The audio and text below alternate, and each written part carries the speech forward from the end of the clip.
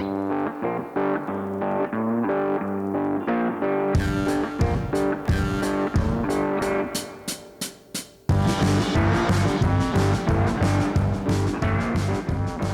and welcome to Reasoning Through the Bible. Today we're going to meet some people that are rededicating their lives to follow God and His commands. And I think that's a good thing, but we're going to see how they do when they are very sincere at first, but we'll see how well they follow through.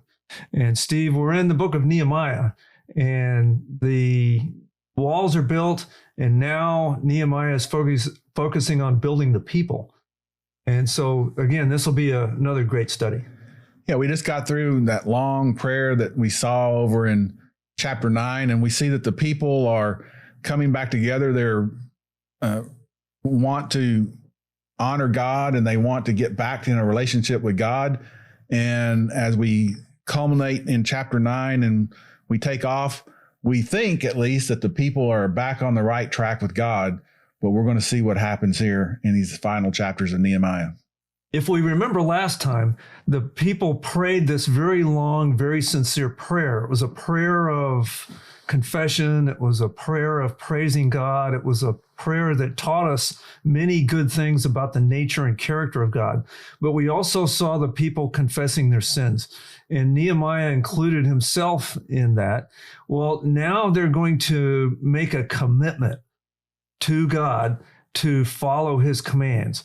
And they're going to be so sincere that they put this in writing, which I think is unique in some of the Old Testament things. So if you have your copy of the Word of God, open it to the book of Nehemiah. And we're going to start with the last verse of chapter 9, verse 38 says this: "Now because of all this, we are making an agreement in writing, and on the sealed document are the names of our leaders, our Levites, and our priests." And then, Steve, in the next chapter, they write down the names of all these people. So they were making a commitment to follow God, and they were serious enough about it. If you remember in our previous sessions, when they first started, they had these long hours-long Bible reading and Bible study sessions, and they started becoming very aware of what God's commands were. And at that point, they started weeping because they realized they had been ignoring God's commands so long.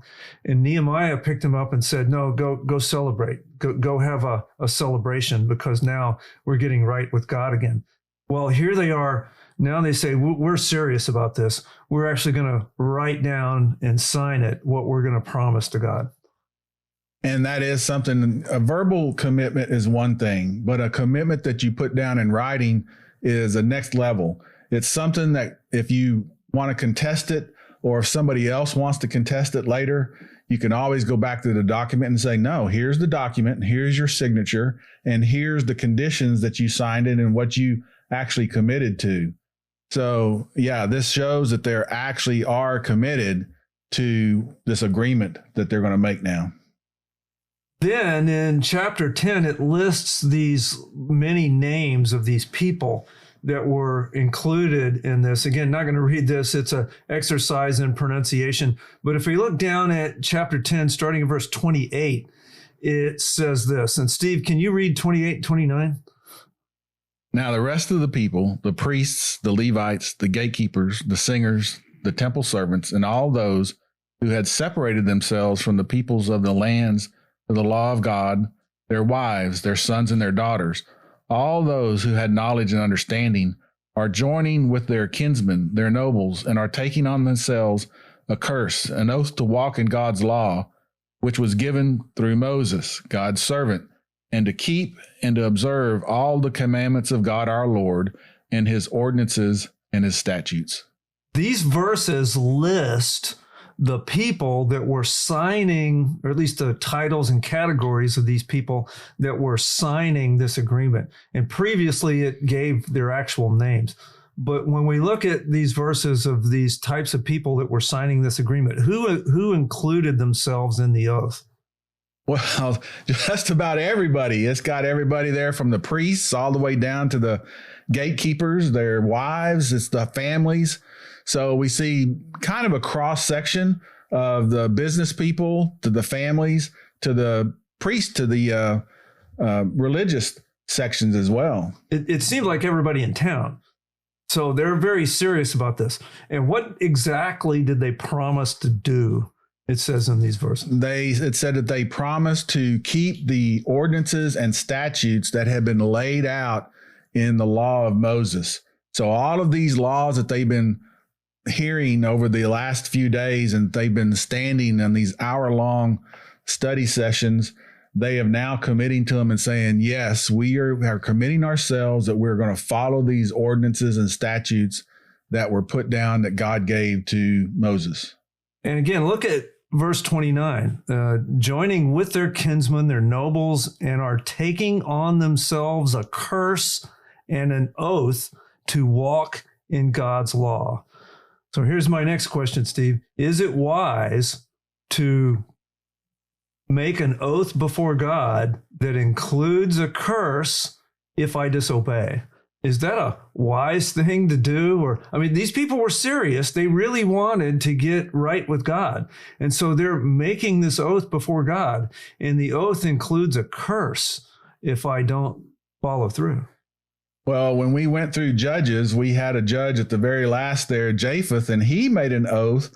And that oath turned out to where he was committed to sacrifice the first thing that came out of his house if he won the battle.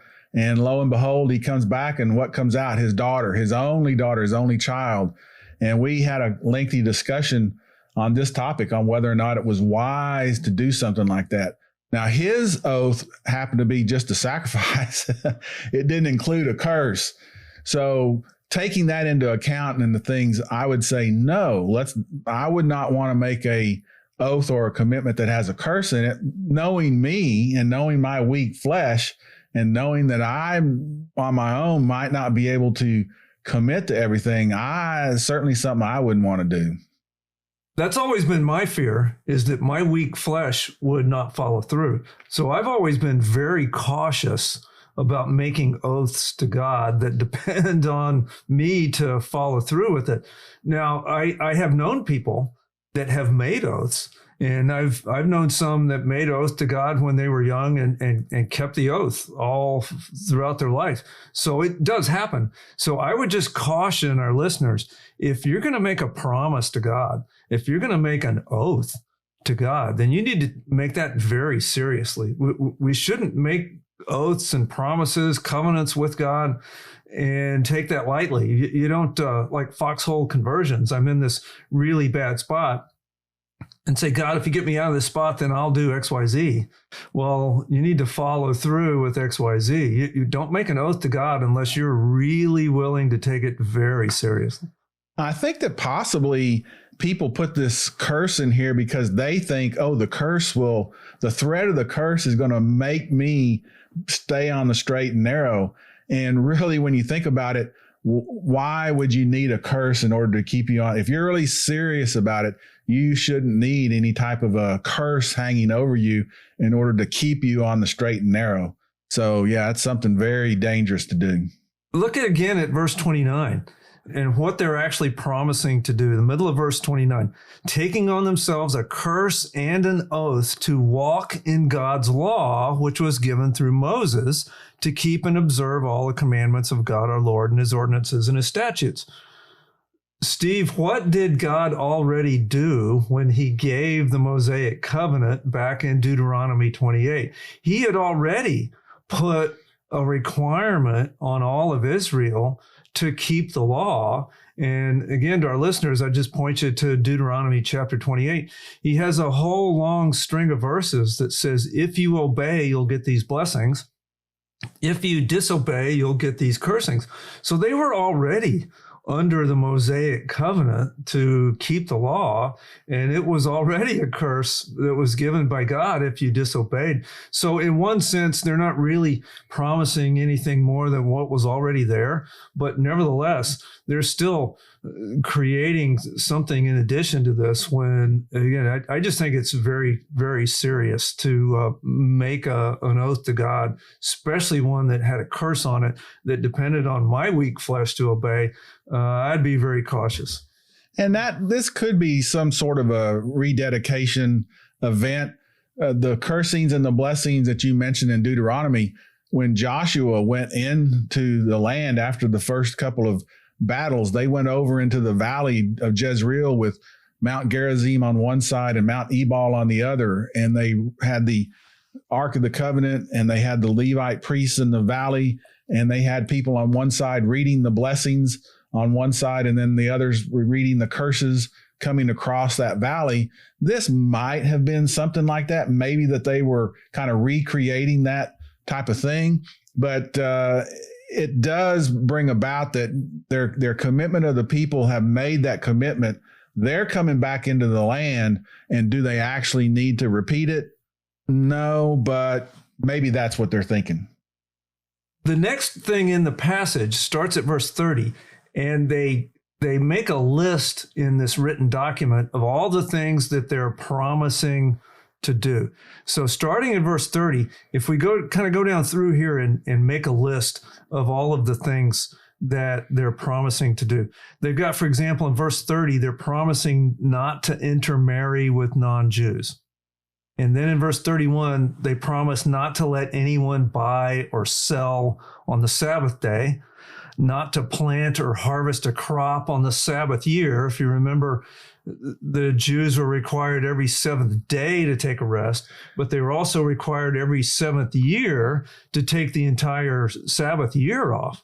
And that's actually what got them in this trouble in the first place. They didn't honor that seventh year rest, and that's why they've been off in captivity for 70 years, which has ended now. And we have this period when they're going back. But yeah, that should be something that should be in the forefront of their minds, not to let that happen again. So it is in the forefront of their minds. So that's why they're making this written document. We promise, we're making an oath. Verse 32, they promise to pay the annual temple tax. Verse 34, they promise to regularly bring the wood required for the sacrifices. And then in verse 35 to 37, they talk about bringing the required offering of first fruits and offerings for the firstborn. If you remember, all these things are required in the Mosaic law to do these things. So they're merely listing off the major things from the Mosaic law, saying we're promising to keep this. And they're promising to bring the required tithes. So, Steve, is that a good list? I mean, I think it's a pretty good list.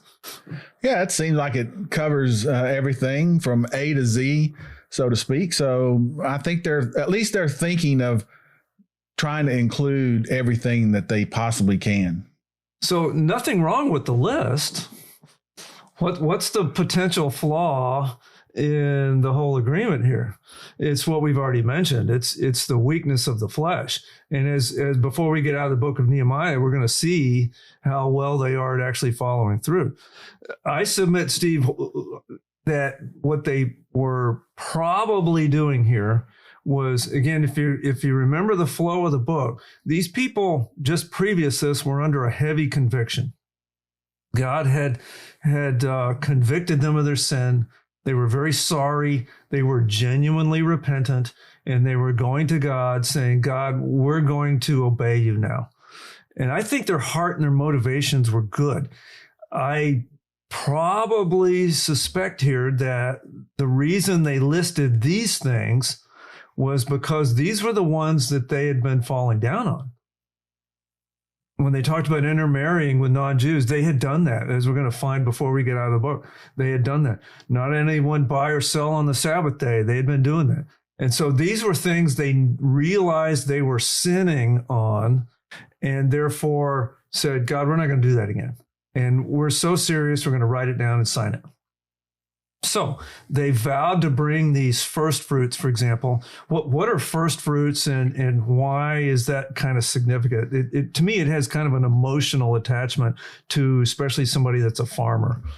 Well, first fruits are the first things from the harvest, the first part of the harvest. And yeah, there's a lot of blood, sweat, and tears put into farming, the planting, the cultivating, the worry of at that time praying for rain in order to have a healthy crop. And so there's a lot of put into it from a farmer's perspective. So then to take that and take the bounty of it, the first part of that, and dedicate that and give that to the Lord, that does take some commitment to do that. And it also brings a temptation, because sometimes maybe parts of the crops aren't as good and fruitful as other parts of the crop. And a human tendency might be to say, okay, I want to give this part over here that's not so good or doesn't yield so much. I want to give that to God so that I can keep the best for myself. No, bringing the first fruits is bringing the first and the best and dedicating that to God. When you're a farmer or a rancher or an orchardist, there's a long time and a lot of work in between the time you start trying to grow something and do all the things to till the soil and plant the things. Grapes, for example, won't even make the first year. So it takes a couple of 3 years before you get fruit. And so after all that work, when you finally get the fruit, what's the first tendency? I want to eat it. Right. Would be the temptation for me, is that the first and the best. Wow, I'm going to eat it. Well, no, God required the first and the best to go to Him, and so that's the temptation. Besides the one you mentioned, Steve, is okay. I'm going to give God some of the leftovers. So here's a question. Let's bring this into our day. What's the parallel in our day between this obligation? These people were promising, Lord, we're going to start again like we should have been doing, giving you the first fruits. We're going to give you the first and the best. What's the parallel in our day between what we would give as the first and the best to the Lord, as opposed to something we might be tempted to keep back for ourselves? I don't want this to come off as sounding judgmental, because it can be maybe taken that way. But the way that we have in our world today is that we work in order to receive a wage, and our lives tend to revolve around how much money we make, because it's through that commerce of earning money that we then go out and that we buy things with it. We buy our food, we buy our clothes, we buy our transportation, how we're going to get around, or even if it's public transportation, you still have to have passes that you have to buy to do it. So our world, for the most part, is not an agricultural world. We're not out there planting and cultivating and waiting for the crops to grow. We go out, we work, we earn a wage, and then with that wage, we purchase things. So the temptation is, in our day and age, is what are we going to do with that money? Are we going to set it back so that we can buy maybe some luxury items, what would be considered luxury items for us and our family? Or are we going to take that part of that money and dedicate it to God first and then live off of the rest? That's the hard part, and I think in our day and age. Of course, this is Old Testament. And in the Old Testament law, they were required to give the first fruits as an offering to the Lord. We're now in the New Testament. Are we still required in this principle in the church age? Are we still under this obligation to give God the first and the best? Well, the pattern that we see over in Acts is that early church, they gave out of their hearts. They gave whatever they thought needed to be given. And the very first Christians, they were selling their land and giving everything in a kind of a community relationship. So no, we're not under that strict tithing or first fruits from a strict law perspective, but we are told to give willingly and to give cheerfully and to give what is placed on our heart to give. And it's been put in, I think you've referenced it before, give with an open hand, let God put in and let God take out, and then us go off with the rest of it.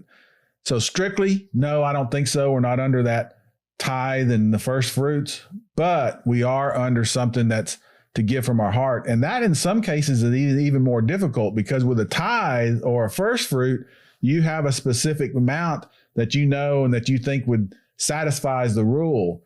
Giving a cheerful giver and giving what you that has been placed on your heart, that's maybe sometimes more than a tithe. And in some ways, in this church age, it's a little bit more difficult than maybe just doing a tithe. The giving in the New Testament, I would submit we are still obligated to give God our best. And it's not just money. It's not just money. It's time, it's talent, it's our treasure, it's our heart.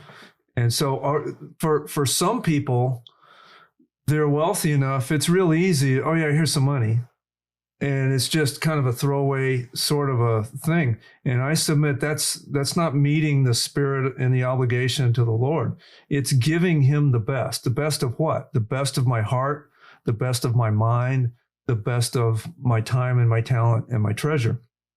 So therefore, God is deserving of giving him the first and the best. In our New Testament age, it's a love relationship that we have with the Lord. So he's not sitting there necessarily with an accounting spreadsheet saying, oh, you owe us another penny or nickel or something. It's more of, like, as you said, I'm going to open my hands and let him take in and take out as he needs. And that may include my time.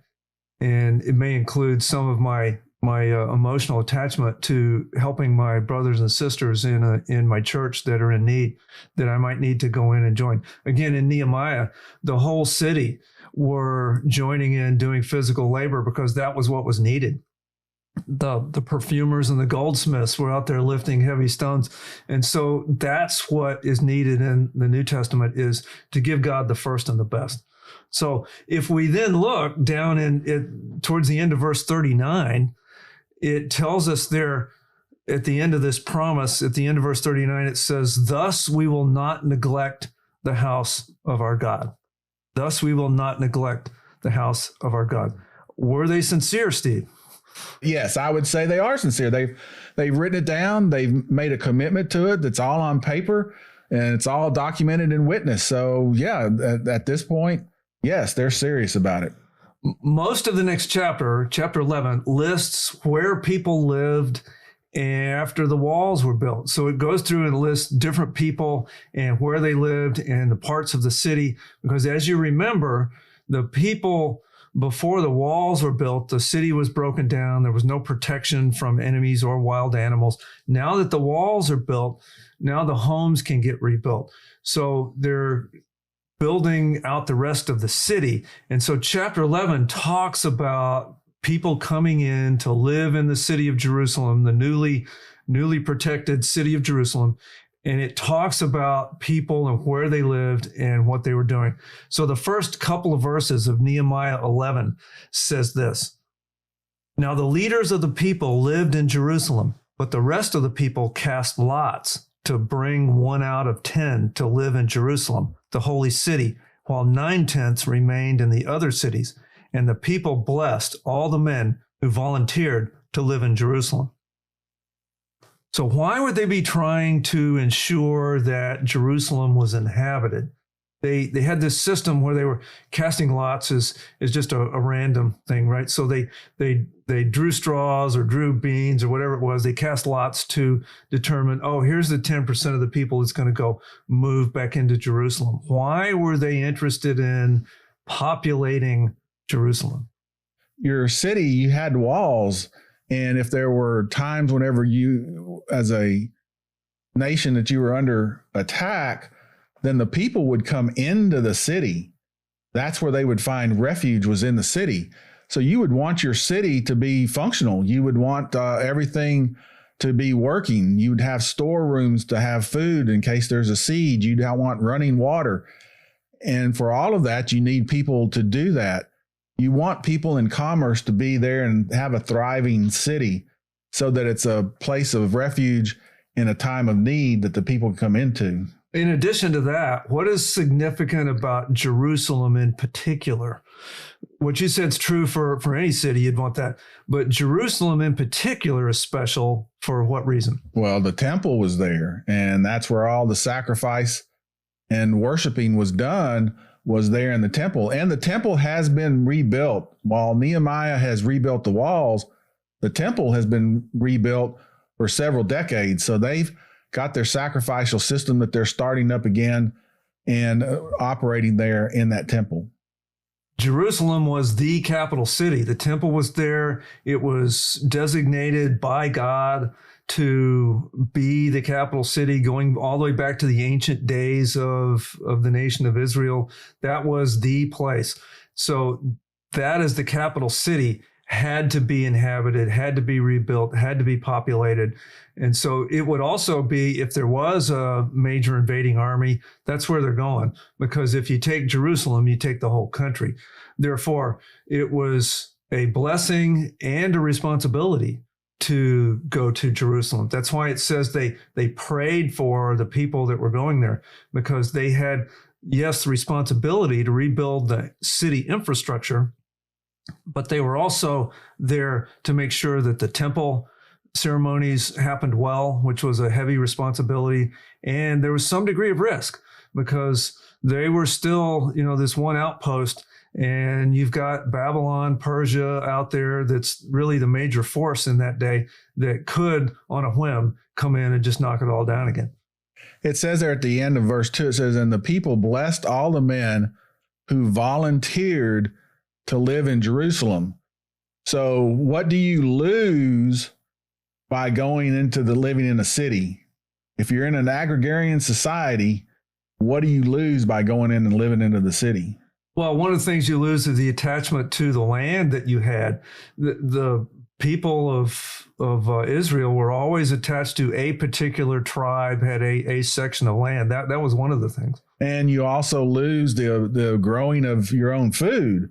And so you're in the city, you don't have space in order to grow your own food. So now you're kind of dependent on the commerce of being able to purchase this food and to make a living. So the living in the urban, in the city itself, is different than living outside the city. So it's curious here that these are men that volunteered in order to go in and live in the city. Yeah, I kind of get a sense that they're giving up some things in order to go and live in the city. And the people blessed all the men who volunteered to live in Jerusalem. I get the impression here that they brought them together, possibly laid hands on them, prayed a prayer over them, prayed a specific prayer of blessing over these people. I've seen this done in churches today, Steve, where sometimes when missionaries are going to be sent out, they'll bring them together before they go off and do a work. Or if there's somebody starting a new ministry, they'll get together and try to pray a blessing over them. And I think that's still a good thing to do today. They obviously viewed these men as going off to do a great and very important work. So they prayed a prayer of blessing over them. And I think we should have that same sense whenever we start a new ministry or send somebody out from our church to do a good work. Then we should pray a prayer of blessing over it. Without God's blessing, then no effort will succeed. I think that's really important thing to do today. The idea of praying a blessing was a specific thing. Sometimes today we just, oh yeah, bless you, God bless you, and it's sort of a whim, sort of a minor thing. I think it's very important to pray a prayer of blessing over any new work that we might do. I would totally agree with that, because if God isn't behind it, then will it truly succeed? If we're trying to do things on our own power without God's blessing on it, then we're susceptible to it failing. The rest of chapter 11 gives this list of names of people, where they moved in the city, and goes to all these people that were volunteering to live in Jerusalem. So, Steve, the lesson here is that God remembers those who have a willing heart to go do a work for him. He remembers those who have a willing heart to go do a work for him. Does he still remember people today? Does he know when people have a willing heart to go and do a work for him?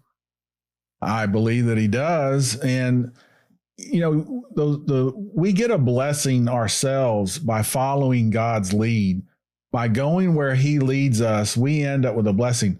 Doesn't mean that we're not going to have some trials or some hills to climb and some low valleys along the way. But in the end, we get a blessing because we're doing something for God. And when I say that, it's not just doing works, it's doing what he has put upon our heart. I believe that makes a difference. He's put something on your heart and you follow through. And it's a great journey sometimes going over those hills and valleys.